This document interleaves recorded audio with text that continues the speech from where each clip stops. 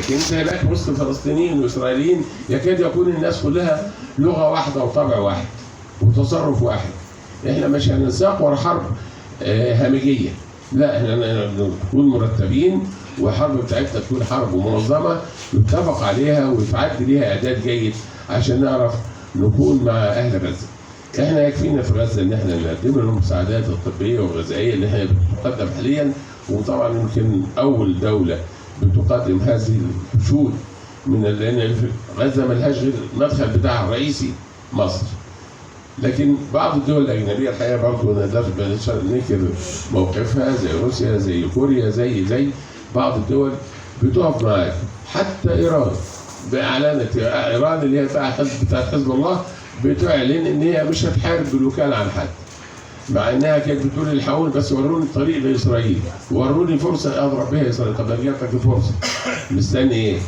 ما كل ده كلام، الكلام النظري والورقي ده شيء، وانك انت تكون راجل عملي وتصرفاتك عمليه تتفق مع الاحداث اللي جاريه ده شيء اخر. انا اتمنى نكون يعني بسرعه كده عشان ما اخدش وقت الندوه، الموضوع حوالين هذه النقاط يطول شرحه وياخد وقت طويل جدا. ان شاء الله نتمنى من الله سبحانه وتعالى ان ينصر اخواننا في فلسطين ويصبرهم على هم عليه ويتقبل شهدائهم في اهل الجنه، واشكركم لحسن الاستماع. شكرا لسيادة العميد حسن الحبروني. وقبل ما أقدم ضيف آخر، طبعا بشكر أخي وصديقي وزميلي الخلوق جدا جدا جدا صابر السني القائم على هذا العمل الجميل اللي انتم شايفينه، ولولاه ما كان في هذه الأمسية اليوم. بنشكرك يا أستاذ صابر شاعرنا الكبير الخلوق.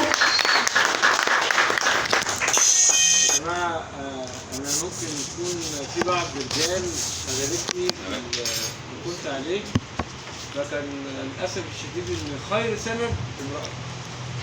الست دي ساعة المجهود ده. الست دي ساعة المجهود ده اللي وقفت في ظهري. وبعض خارج الوسط الثقافي والأدبي والكلام من ده. لازم الكلام مش لازم. فللأسف يعني أنا بشكر الأستاذة سارة، ده أخت وسند، وربنا يوفقها وربنا يقدمني، يعني يسعدني يوفقني إن أقدم أي حاجة للبلد. الفكرة قائمة عليها الندوة دي أو الأمسية دي. طبعا العضو القائد الأستاذ محمد مصطفى في غنى عن الكلام. احنا قاعدين نعمل مائدة حوار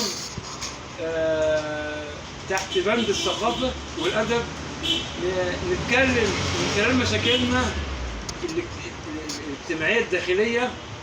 لو عندنا 20 مشكلة وعرفنا نحل 5 مشكلة منهم احنا عملنا حاجة. توعية الوعي الوطني، احنا عندنا شباب حلو جدا وجميل جدا، عندنا العنصر الفاسد والعنصر الكويس. طب ماشي، طب ما احنا بنقوم، احنا مش هنستسلم للانحدار الاخلاقي. يعني في انحدار اخلاقي للمجتمع، فاحنا استسلمنا وسبناه. لا، احنا عملنا منبر من خلاله كل شاب محترم كويس عنده فكر تبنينا فكره ويجي على المنبر ويتكلم.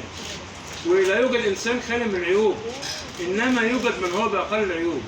انت تصحح لي ولا اصحح لك، في حب وتسامح وسلام والكلام في الموضوع ده كتير جدا. بس اتمنى تكون خطوه موفقه. والمبادره دي جت بناء عن شباب صغير انا عاشرتهم هنا. انا بقالي اكثر من 30 سنه في القلم. واحد زي الاستاذ محمد حسن من دول عيالي،